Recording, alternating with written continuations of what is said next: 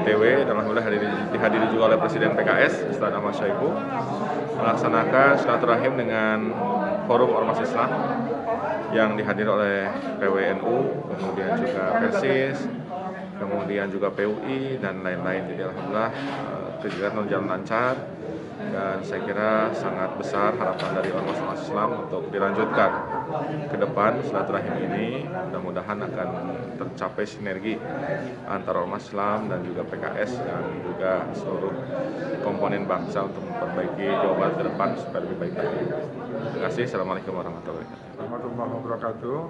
Alhamdulillah pada sore hari ini kita Forum Silaturahmi Ormas Islam Jawa Barat telah mengadakan silaturahmi di DPW PKS Jawa Barat dalam rangka kemaslahatan bersama untuk umat Islam khususnya di Jawa Barat dan di umumnya di Indonesia. Kami berharap sinergisitas antara Forum Silaturahmi Ormas Islam Jawa Barat dengan DPW PKS Jawa Barat bisa berlanjut untuk hal-hal yang jauh lebih baik dalam rangka kemaslahatan umat. Terima kasih. Assalamualaikum warahmatullahi wabarakatuh.